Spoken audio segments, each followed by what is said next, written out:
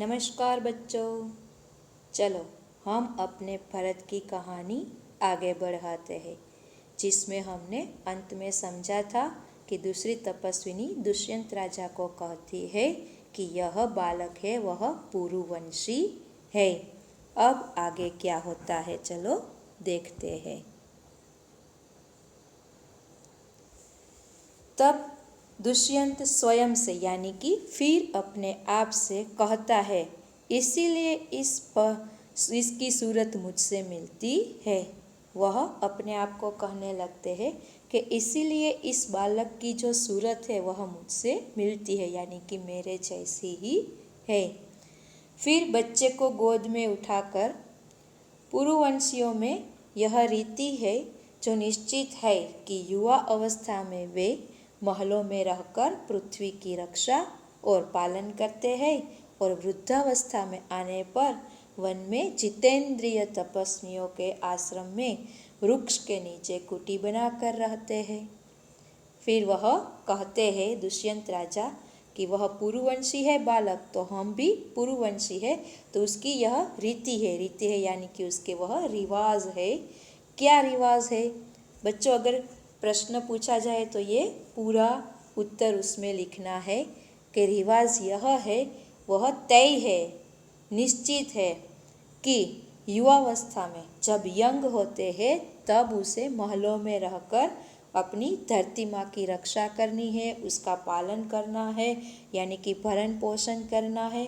और जब वह वृद्ध हो जाए, बूढ़े हो जाए, तब उन्हें जंगल में जाकर अपनी जो 6 इंद्रियाँ होती है उसके सब के ऊपर उसे जितेंद्रिय यानी कि जीतना है, यानी कि सब कुछ संयम में रखना है। और फिर उसको जीतकर तपस्वियों की तरह यानी कि ऋषि मुनियों की तरह आश्रम में जाकर वृक्ष के नीचे एक छोटी सी झोंपड़ी बनाकर रहना है। यह पुरुवंशियों की रीति है, रिवाज है। देवता जैसी शक्ति वाला यह निडर और असाधारण बालक मनुष्य का पुत्र भला किस प्रकार होगा? वह कहते हैं कि ऐसा निडर, ऐसा हिम्मत वाला यह बालक साधारण नहीं है, वह सही है, यह असाधारण बालक ही है, यानी कि कोई महान बालक ही है, ऐसा राजा कहते हैं। तब दूसरी तपस्विनी कहती है परदेशी, तेरा यह संदेह तब मिट जाएगा जब तू जान लेगा कि इस बालक की माँ मेनका नामक एक अप्सरा की बेटी है। देखो बच्चों, हर बार एक भूल होती है जो मैं आपको यहाँ पे कह देना चाहती हूँ कि यहाँ पे एक वाक्य लिखा है कि इस बालक की माँ, यानी जो बालक है उसकी माँ कौन है? मेनका नामक अप्सरा की बेटी है। मेनका खुद नहीं है, लेकिन मेनका की बेटी है। मेनका है वह बालक की नानी है, माँ नहीं है। ठीक है, अगर ऐसे कोई प्रश्न आपको पूछा जाए तो आपको यह याद रखना है। तो फिर वह तपस्विनी कहती है कि आपके मन में जो संदेह है वह यानी कि शंका है वह तब मिट जाएगी, तब आप यह जान लेंगे कि यह बालक किसका पुत्र है। तो उसने बताया कि यह मेनका नामक एक अप्सरा है जो स्वर्ग में यानी कि देवता लोक में रहती है, उसकी बेटी की यह बालक है। उसी के प्रताप से इसका जन्म देवपितर के इस तपोवन में हुआ। बच्चों, यहाँ पे एक शब्द नया है आपके लिए, जो है देवपितर, यानी कि हमारे जो देवता लोग हैं और जो उसके पूर्वज लोग हैं वह, उसका यह तपोवन में इस बालक का जन्म हुआ है। तब दुष्यंत फिर अपने मन में कहता है, यह तो बड़े आनंद की बात सुनाई, क्योंकि उसको अब मन में संदेह होने लगा, शंका होने लगी कि हो ना हो इसकी कहानी मेरी कहानी से कहीं जुड़ती है, क्योंकि उसके जीवन की कहानी भी कुछ ऐसी ही थी। तो कहते हैं कि यह बहुत आनंद की बात है, इससे कुछ और आशा बढ़ी, यानी कि उसके मन में जो संदेह था उसे मिटाने की आशा बढ़ी।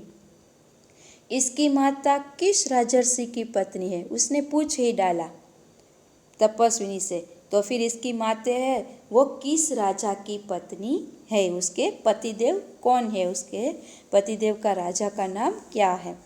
तब दूसरी तपस्विनी फिर बोलती है, जिस राजा ने अपनी विवाहिता स्त्री को बिना अपराध छोड़ दिया है उसका नाम मैं न लूँगी।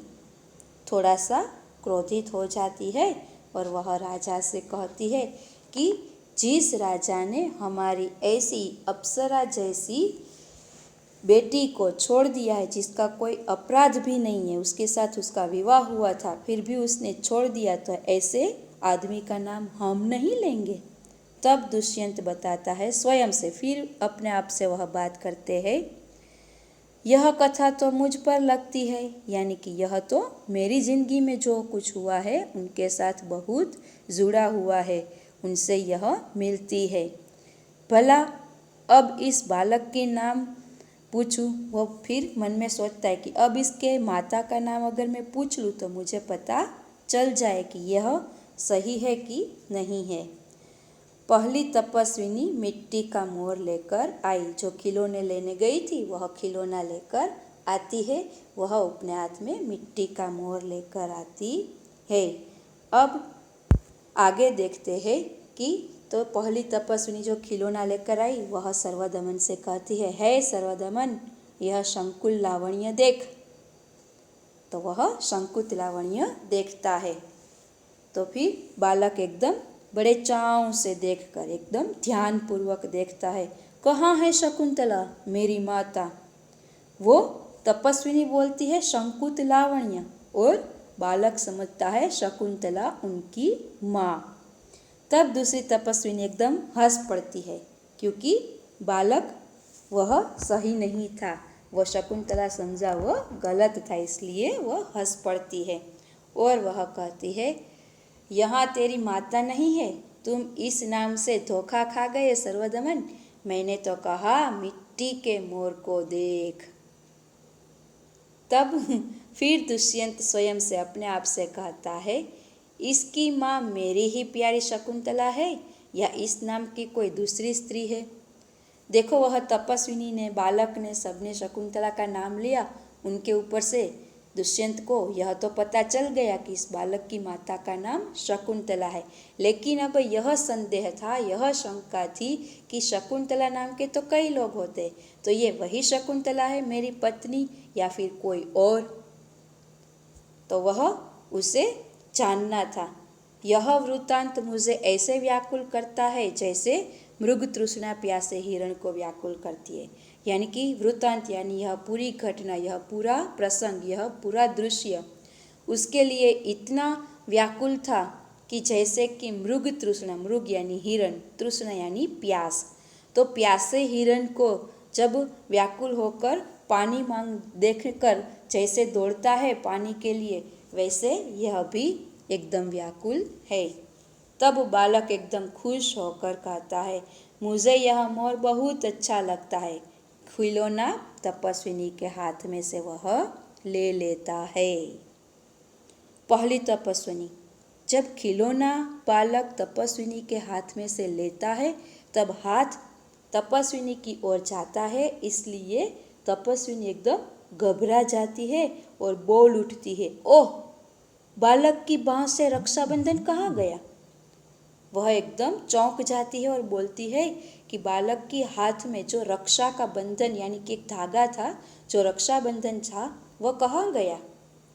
तब दुष्यंत कहते हैं, घबराओ मत, जब वह नाहर से खेल रहा था तब इसके हाथ से गिर गया था, सो वह पड़ा है। तब दुष्यंत उसे सांत्वना देता है कि आप घबराओ मत, उसका धागा जो है, उसका रक्षाबंधन है, वह कहीं भी खो नहीं गया है। वह जब खेल रहा था सिंह के बच्चे के साथ, तब वहीं पे नीचे ज़मीन पर गिरा पड़ा है, देखो वह पड़ा है, उसे उठाकर तुम्हें देता हूँ। राजा कहता है कि ठीक है, देखो वहाँ पे गिरा हुआ है, अभी मैं उठा के आपको वह दे देता हूँ। तो वो धागा उठाने के लिए झुकते हैं, नीचे हाथ रखते हैं। तभी पहली तपस्विनी कहती है कि अरे अरे मत उठाओ, इसे मत छूना। ऐसा बोलती है, तब उसके साथ ही दूसरी तपस्विनी बोल उठती है, ओह, इसने तो उठा ही लिया। पहली तपस्विनी मना करती है राजा को वह रक्षाबंधन अपने हाथ में लेने के लिए, लेकिन उतनी ही देर में राजा तो हाथ में वह धागा रक्षाबंधन उठा लेता है और दूसरी तपस्विनी बोल उठती है कि उसने तो उठा लिया। दोनों एक दूसरे की ओर आश्चर्य से देखती है। पहली और दूसरी तपस्विनी दोनों एक दूसरे के चेहरे के सामने एकदम आश्चर्य से देखने लगती है। तब दुष्यंत फिर बोलते हैं, यह लो, परंतु यह कहो कि तुमने मुझे इसको उठाने से रोका क्यों था? ये लो आपका धागा, जमीन पर गिर गया था, मैंने उठा लिया, आपके हाथ में दे दिया, लेकिन अब मुझे ये समझ में नहीं आया कि आपने वह धागा मुझे उठाने के लिए रोका क्यों, मना क्यों किया। तब दूसरी तपस्विनी उसे उसका राज बताती है कि इस रक्षाबंधन का अपराजित नाम है। जो धागा आपने हमारे हाथ में दिया उसका नाम अपराजित है। अपराजित यानी जो कभी पराजित न हो, ऐसा सदैव ही विजय रहता है वह।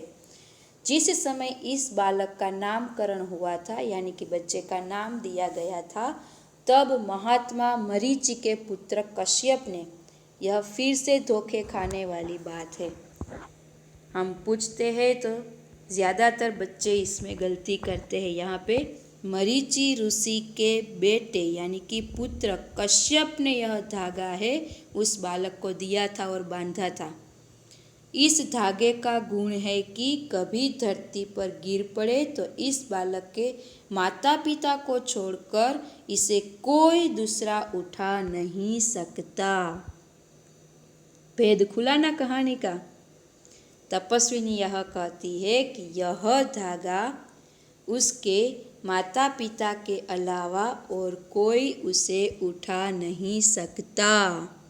ऐसा बोलती है कि तुरंत दुष्यंत बोल उठते हैं कि और जो कोई उठा ले तो क्या हो, मैंने उठा लिया तो क्या हुआ, उसके साथ क्या होगा। तब पहली तपस्विनी बोल देती है, उसे उत्तर देती है, तो यह तुरंत सांप बनकर उसे डसता है कि यह धागा है, वह धागा अपना रूप बदल लेता है, वह सांप बन जाता है और जो यह धागा उठाता है उसे यह सांप डसता है। ऐसा सुनते ही दुष्यंत कहते हैं, तुमने कभी ऐसा होते देखा है कि किसी ने उठाया हो और धागा सांप बन गया हो और उस आदमी को डसा हो, ऐसा आपने कभी देखा है? तब पहली तपस्विनी फिर तो तुरंत बोलती है, अनेक बार, हमने तो यह घटना कई बार देखी है कि अगर कोई इसे उठा लेता है तो वह सांप बनकर उसे डसता है। अब अंत में यह जो बात है बहुत ही रोमांचक है बच्चों। तब दुष्यंत एकदम प्रसन्न होकर, खुश होकर, एकदम खुश होकर कहते हैं कि तो अब मेरा मनोरथ पूरा हुआ, यानी कि उसके मन में जो उसने तय किया था वह काम पूर्ण हुआ। वो जो सोच रहे थे, उसके मन में जो शंका थी वह सब पूरी हो गई। मैं क्यों आनंद न मनाऊं? क्योंकि वह जान चुके थे कि यह जो बालक है वह उसी के पुत्र है, उन्हीं का पुत्र है। इसलिए वह फिर अंत में बालक को गोद में ले लेते हैं और फिर यहाँ पे नाटक पूर्ण होता है और पर्दा गिरता है। देखा बच्चों, कितनी बढ़िया कहानी है ना बढ़िया? हाँ, कोई बात नहीं, मुझसे पहले आपने पढ़ ली है, आपने जान चुकी है, मैं सब जानती हूँ। तो फिर यह कहानी आपको अच्छी लगी, यह जानकर मुझे भी अच्छा लगा। ठीक है, तो यह कहानी हम यहाँ पूर्ण करते हैं। धन्यवाद।